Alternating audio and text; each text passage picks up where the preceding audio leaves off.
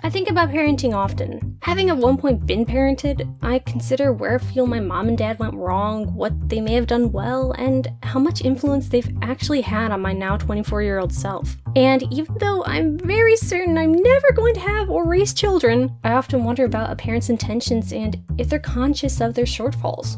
For instance, I had a friend in school who was constantly at odds with their mom because she would always justify her decisions with "because I said so," never even trying to reason with them as to why she felt her command or choice was right. It was fair because it was their mom saying it was so and she was the parent.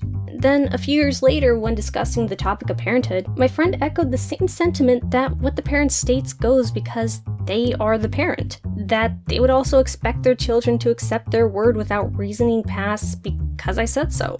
Every time I remember this, I consider my own decisions and if I'm unknowingly making the same mistakes my parents did, doing the same to others around me that I hated being done to me growing up.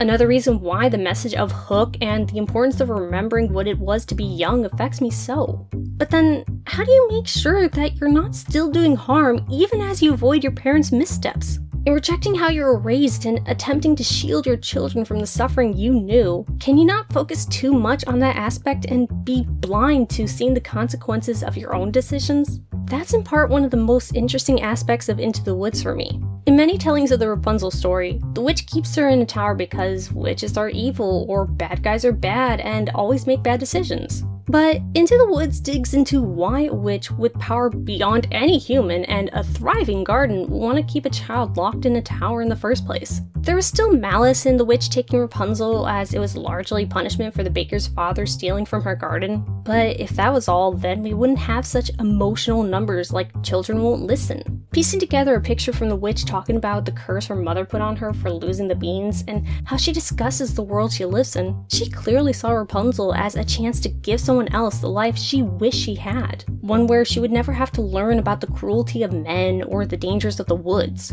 One in which she could remain in the comfort of home all her days and having all of her physical needs provided for. A life lived in the eternal care of a mother where nothing need come between them. But in this endeavor, the witch forgot to account for the fact that Rapunzel was not her. Rapunzel didn't have the experiences that led the witch to cast off people in society and that made her long for the childish days of ignorant bliss. She had no notion of what the tower kept her from or why she should trust the witch in that everything out there is bad. All Rapunzel knew was that life behind walls was unbearable, that she was miserable knowing no other company except for her mother and the endless wondering of what she was missing. And even worse, the witch could not effectively prove why she was right to hate the world. She allowed frustration to rule when she casted Rapunzel off and blinded her prince and only confirmed that she was not someone Rapunzel could turn to for aid or guidance. Like the effects of corporal punishment, all that was learned was that Rapunzel had best not anger the witch.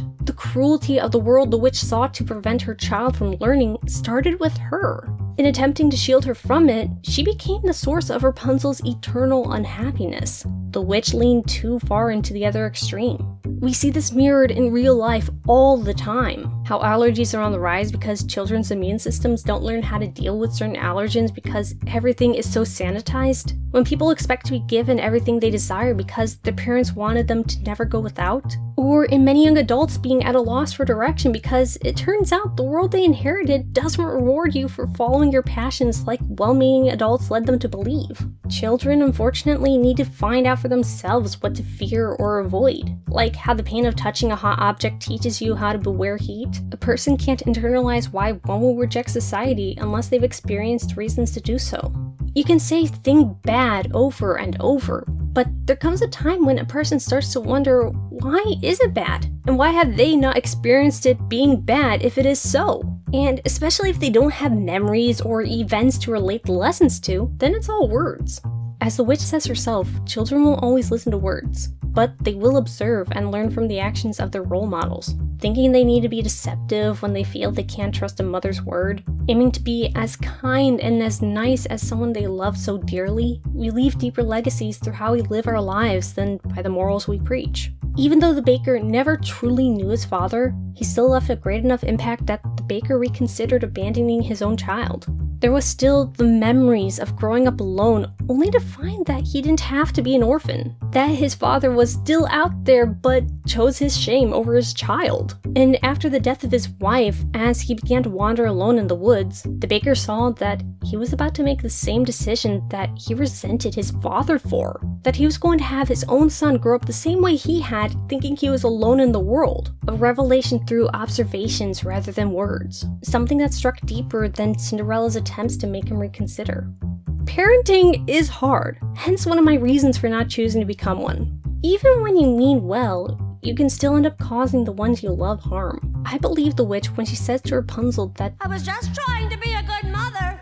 Misguided though she was, the witch wanted to give her child the life she wished she had and keep her from danger. The baker's father thought he was doing his son a favor by preventing him from knowing his failure as a parent and husband. But where did that leave their children? Into the Woods reminds us to be wary of the choices we make and the wishes we pursue, as they can quickly take on a life of their own. Consider the things we want as best as we can, and remember to think about how we affect those we love, especially if it's in a way we don't intend. And most of all, though the woods are dark and dangerous, there is a light at the end, and what we learn will help us as we return and exit them throughout our lives. So apparently YouTube is actively not letting people know when I release my videos. Yay. If you do want to be informed when I release things, follow this Discord invite link. There you'll have access to a content stream of the things that I and my friends make. You can also talk to me in my NotAVampyre crypt or on Twitter at NotAVampyre. Thank you very much for consuming this video, and until next time.